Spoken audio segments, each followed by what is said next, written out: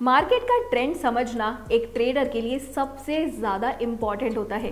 लेकिन क्या आपको पता है, अगर आपने मार्केट का ट्रेंड और सपोर्ट रेजिस्टेंस सही तरीके से समझ लिया तो आप अपनी ट्रेडिंग स्ट्रैटेजी को एक नेक्स्ट लेवल पर ले जा सकते हैं। तो दोस्तों, आज हम बात करेंगे तो बहुत ही इम्पॉर्टेंट कॉन्सेप्ट्स के बारे में।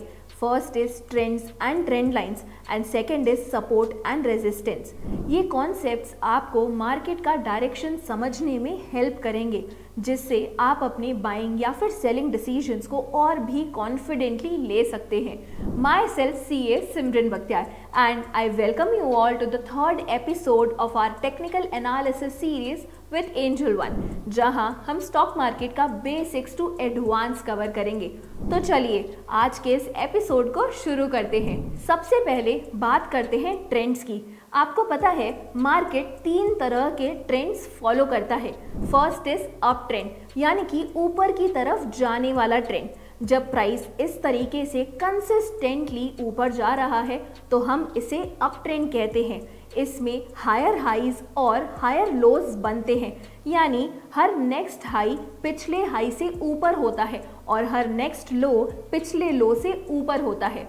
Now coming to second, that is down trend, यानी कि नीचे जाने वाला ट्रेंड। इसके अपोजिट जब स्टॉक का प्राइस नीचे गिर रहा हो तो हम उसे डाउन ट्रेंड कहते हैं। इसमें lower lows and lower highs बनते हैं, हर नेक्स्ट लो पिछले लो से नीचे होता है। Now third is sideways trend. कभी कभी मार्केट किसी भी क्लियर डायरेक्शन में मूव नहीं करता है, बस एक रेंज के अंदर इस तरह इधर उधर होता रहता है, तो इसे हम साइडवेज ट्रेंड कहते हैं। अब बात करते हैं ट्रेंड लाइंस की। ट्रेंड लाइंस एक विजुअल रिप्रेजेंटेशन होती है जो प्राइस के मूवमेंट को एक लाइन के थ्रू आपको शो करती है। अगर आप मार्केट के अप ट्रेंड या फिर डाउन ट्रेंड को आइडेंटिफाई करना चाहते हैं तो ट्रेंड लाइन बहुत ही ज़्यादा मददगार हो सकती है। आप सिंपली प्राइस के कॉन्जिक्यूटिव लोज को इस तरीके से कनेक्ट करके एक अप ट्रेंड लाइन ड्रॉ कर सकते हैं और कॉन्जिक्यूटिव हाइज को इस तरीके से कनेक्ट करके एक डाउन ट्रेंड लाइन ड्रॉ कर सकते हैं। ये ट्रेंड लाइंस आपको सिग्नल देती है कि प्राइस कब रिवर्स हो सकता है या फिर ट्रेंड कब ब्रेक हो सकता है। अब बात करते हैं सपोर्ट और रेजिस्टेंस की। सपोर्ट और रेजिस्टेंस स्टॉक मार्केट के प्राइस लेवल्स हैं जो हमें बताते हैं कि प्राइस किस रेंज में मूव कर रहा है। चलिए इसे ना एकदम सिंपल लैंग्वेज में समझने की कोशिश करते हैं। ये 2 की लेवल्स होते हैं जो प्राइस के मूवमेंट को रोक सकते हैं। और फर्स्ट इज सपोर्ट। सपोर्ट एक ऐसा प्राइस लेवल होता है जहां प्राइस गिरते गिरते रुक जाता है और वापस ऊपर बढ़ने लगता है, यानी यहाँ पर डिमांड मतलब कि बायर्स ज़्यादा होते हैं एंड सप्लाई यानी कि सेलर्स कम होते हैं। इसका मतलब जब स्टॉक का प्राइस सपोर्ट लेवल के आसपास आता है तो लोग उसे खरीदना शुरू कर देते हैं, जिससे कि प्राइस वापस ऊपर जाने लगता है। ये वो प्राइस लेवल होता है जहां प्राइस नीचे जाते वक्त रुकता है या फिर वहां से बाउंस बैक करता है। इसका मतलब है कि बायर्स इस लेवल पर एक्टिव हो जाते हैं। Let's see with an example.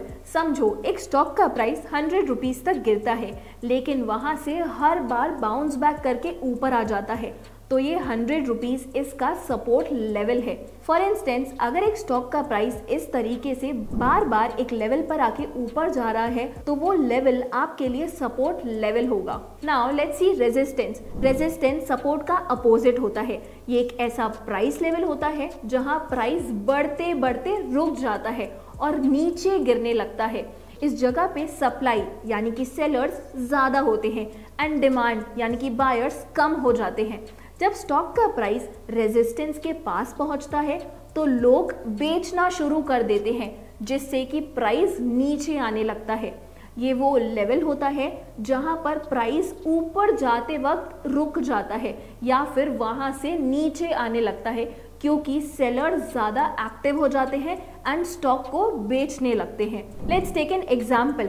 अगर एक स्टॉक का प्राइस 150 रुपीज़ तक बढ़ता है और हर बार वहां से नीचे गिरता है तो इस स्टॉक का 150 रुपीज़ रेजिस्टेंस लेवल है। फॉर इंस्टेंस, अगर एक स्टॉक का प्राइस इस तरीके से बार बार एक लेवल पर आके नीचे गिर रहा है तो वो आपके लिए उस स्टॉक का रेजिस्टेंस लेवल होगा। ये सब जानने के बाद अब सवाल ये आता है कि ये ट्रेंड्स एंड ट्रेंड लाइंस और सपोर्ट एंड रेजिस्टेंस का यूज कैसे करते हैं।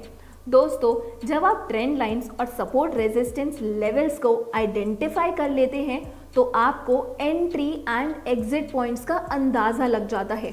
अगर आपको सपोर्ट के पास बाइंग अपॉर्चुनिटी मिलती है तो आप उसे बाइंग सिग्नल समझ सकते हैं। अगर एक स्टॉक का प्राइस कंसिस्टेंटली रेजिस्टेंस के पास है तो आप सेल या फिर अपना प्रॉफिट बुक कर सकते हैं। ट्रेंड लाइन ब्रेक होने पर भी रिवर्सल या फिर ब्रेकआउट का सिग्नल मिलता है। चलिए इसके लिए एक एग्जांपल लेते हैं। सपोज एक स्टॉक का प्राइस कंटिन्यूसली अप ट्रेंड में है और आपने इस तरीके से एक ट्रेंड लाइन ड्रॉ कर ली है। जब प्राइस ट्रेंड लाइन के नीचे ब्रेक करता है तो ये सिग्नल देता है कि मार्केट अब रिवर्स हो सकता है, यानी आप अपना सेलिंग या फिर स्टॉप लॉस प्लान कर सकते हैं। सेम वे में सपोर्ट के पास आपको बाइंग सिग्नल मिलता है अगर प्राइस बाउंस बैक करता है। तो दोस्तों, ये था हमारा overview trends and trend lines और सपोर्ट एंड रेजिस्टेंस का। इन कॉन्सेप्ट्स को समझने के बाद आप मार्केट के मूव्स को और भी कॉन्फिडेंटली प्रेडिक्ट कर सकते हैं। अगर आपके पास कोई भी सवाल है या फिर कोई भी फीडबैक है तो कमेंट्स में ज़रूर लिखें एंड एंजल वन के इस यूट्यूब चैनल को सब्सक्राइब करके बेल आइकन को प्रेस कर लें। एंड हम मिलेंगे इस टेक्निकल एनालिसिस सीरीज के नेक्स्ट एपिसोड में। Investments in securities market are subject to market risks. Read all the related documents carefully before investing.